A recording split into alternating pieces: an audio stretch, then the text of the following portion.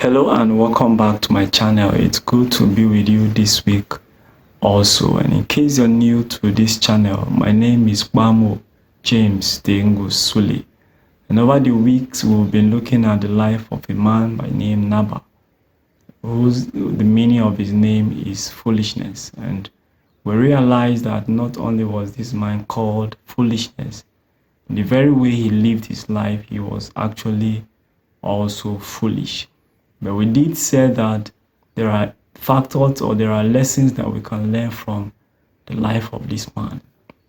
We can either learn how to live or we will learn how not to live. And we've taken time to learn some lessons. Today will be one of such lessons that we will learn. And our lesson today will focus basically on his attitude towards leadership and his workers. And to emphasize these lessons that we want to learn, I want us to read the verse from the Bible. We'll read the book of 1 Samuel chapter 25, and we'll read verse 10 and verse 11. And I read from the King James Version. Verse 10 and 11 says, "And Nabal answered David's servant and said, Who is David, and who is the son of Jesse? There are many servants nowadays that break away every man from his master. Shall I then take my bread and my water and my flesh that I have killed for my shearers and give it unto men whom I know not whence they be?"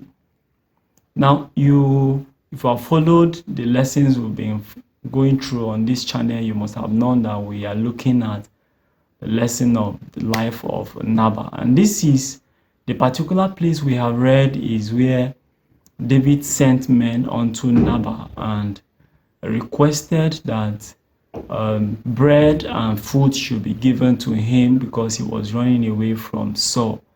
And Nabal gave the response that we have read from verse 10 and verse 11. Now, before we go into looking at the lessons that we can derive from the life of this man called Nabal, I want to point out something that is very, very important.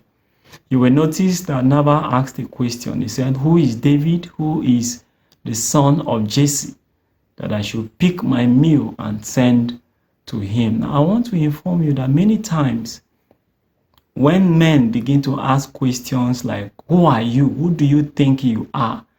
it is not really that they do not know who you are. It is simply because they do not want to acknowledge your status. They do not want to acknowledge that height which you have attained. And most times it is out of envy.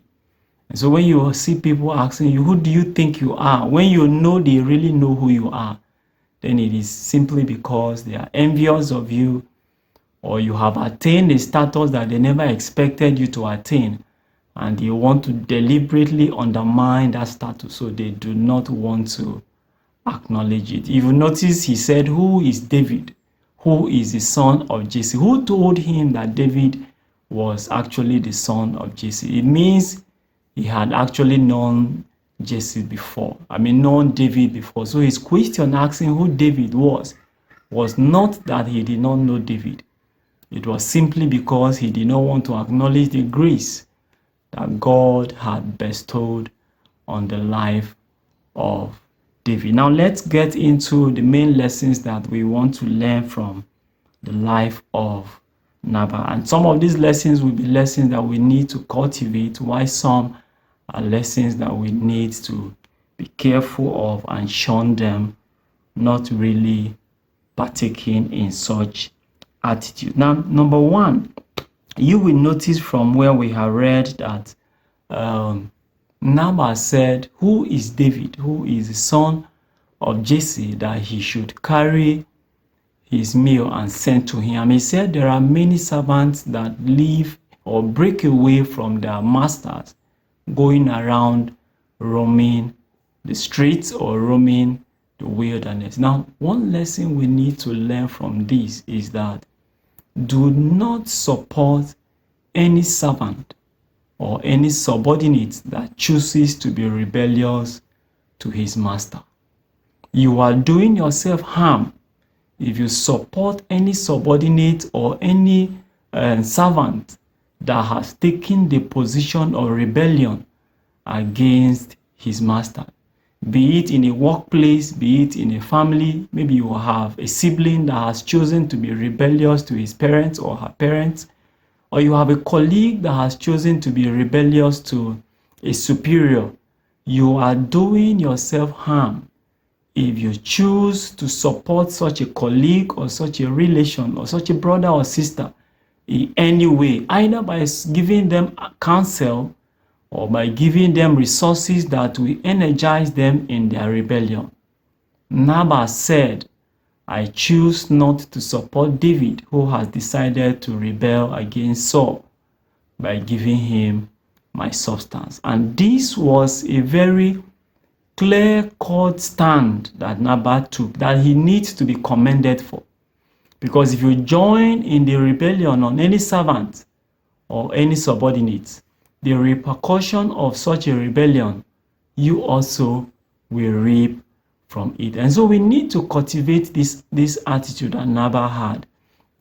The only mistake Nabal made in the execution of this attitude that he had was because he did not really know whose servant David was. He thought David was the servant of Saul, not knowing that David was only the servant of Saul to the extent that Saul was also a servant of God. And so the moment Saul refrained from being a servant of God by way of his attitude and disobedience and rebellion towards God, David never owed allegiance to him again. You remember what Paul said? He said, imitate me as I imitate Christ. That means that the moment you discover that I am not imitating Christ, then it behoves on you to choose your way of life apart from that which I am living. And this is simply what David did. David was a servant of Saul to the extent that Saul was a servant of God. So when Saul chose to be disobedient unto God, David decided that it was better for him to be obedient to God than for him to be obedient to Saul while being disobedient to God. And this was a mistake that Nabal did. Nabal never knew that there could be a condition that will make David obedient to God yet disobedient to Saul. And because he never acknowledged that, though he had a very good principle, he applied it wrongly. So what I'm saying in essence is that never support a servant or a subordinate that is rebellious to a superior, so long as that superior stand is in line with the rules and regulations of the organization where he serves or the home where he serves. But the moment a superior, a parent, lives in a way that contravenes the rules and regulations of that home or of that organization, then a subordinate that decides not to obey the instructions of such a superior should earn your support. And that was where Nabal missed it. Now, the second lesson that I want us to learn from Nabal is the fact that he said there are many young men that break away from their masters. Now, there are times that we view people or the attitude of people in the general lens of the predominant culture or the predominant behavior of people around us. You notice that perhaps, and most likely, Nabal must have seen servants that are rebellious, particularly young men that are rebellious to their masters. And so when he saw David behaving in a similar way without looking out if there is a peculiarity to the attitude of David, he judged David amongst many other young men that were rebellious to their masters. And I dare say that the category of people that are very or fall victim of such a generalization are particularly young men. And many times because a young man is behaving in a particular way and you see that attitude as being an attitude of many young men around you, you tend to judge that young man as, or that young woman or young lady in the category of other young people, not knowing that there could be a peculiarity or there could be a special reason that have made such a young person behave or is behaving the way he is behaving. So what I'm saying is that you need to learn a lesson. It is not good to use the rule of generalization, be particular or peculiar when you approach every human being and you see him behaving in a way that is unbecoming. Try to understand why such a person is behaving in that particular way before you will give a judgment or interpret whatever that you want to interpret. And because of this, Nabal concluded that David was one of the young men that are rebellious and do not want to submit to their master, not knowing that David's case was very, very peculiar and different from the many young men that were rebellious, that were living around him. Now, the third lesson I want us to draw from this place is his attitude, Nabal's attitude to his workers. You will understand, particularly from that verse 11, that he said he had killed his own flesh, he has provided water, he has provided bread for his workers. Now, we are living in a time that many employers of labor do not take good care of their employees. Many times they are concerned about what only accrues to them. Now, Nabal was not such an employer of labor.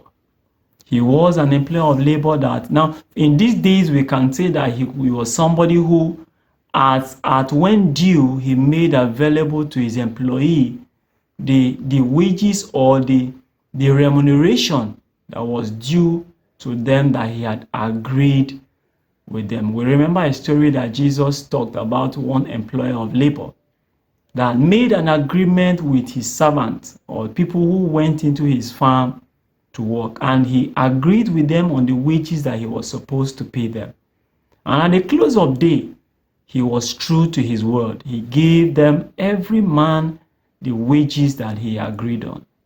If you are an employer of labor, at whatever level that you will be it small scale industry, or maybe you are just a family person, a husband or a wife that has employed a servant that helps you do laundry or some other things at home, please, it is wrong for you not to be careful about your employee. Many times it is until maybe the due date that your employee is supposed to be paid, that's when you start looking out for what is supposed to be the remuneration of your employee. It is not so. And it's worse if the situation is that you are living very, very comfortable. You are not looking out for what you can take care of yourself. But when it has to do with your employee, you now start looking out for what you will pay him or her when the due day has arrived. And now the second thing I want to say, as it has to do with your relationship with your employee, is that what you have apportioned to for your employee should be reserved for your employee. Do not take your employees' salaries or what you have apportioned to them to do other things that are not connection to what you have set those resources out for. Maybe you set out resources for your employee's salary, and before the month end, you discover that you needed to do an investment in your business. You carried that salary, you invested it, and you did so without consulting them. And by the time the month ended, you discovered that you never had money to pay your workers. It is wrong. And Nabal taught us a lesson that what you have reserved for your workers should be reserved for your workers. Be it maybe a housemaid that is helping you, somebody helping you do laundry, or whatever level, so long as you are engaged in the services of such a person, be true to what you promise that will be due to that person at the time that you promise that it will be due him. Now, what I want to say here is that it is not as if Nabal could not get other resources to give David if he had wanted to. If he wanted to, he had a lot. The Bible tells us that he was a wealthy man. He could have sourced out resources different from what he has reserved from his workers and also given David. And that's another lesson that we need to learn from Nabal. Many times people use obligations they have towards other people as an excuse for them not to support even genuine causes that men have brought to them. You hear people say that, I would have helped you if not that the money I have has been reserved for my children's salary. Whereas, aside from the children's salary, children's school fees, such a person still has money or is wealthy enough to support the good cause that has been brought to him by another person. Hey, if it is not because I was going to travel tomorrow, I would have supported this cause that you have brought to me. Whereas, aside from the money he has set aside as his fare or transportation, he still has resources that if he wants to, he can support the cause that has been brought to him. So don't use obligations you have to other people as an excuse for not supporting genuine causes that men have brought to you. And these are the few lessons that I want us to learn from the life of Nabal on today's content. I hope to see you next week, and I hope that you will go through these lessons and pick very vital information that you will imbibe in your life that will help you improve the way that you live. And thank you very much for this time. You can recommend this video to your friends and family members and other people that you know that will be very, very resourceful to them. I hope to see you next week on the same channel. Thank you for your time, and God bless you.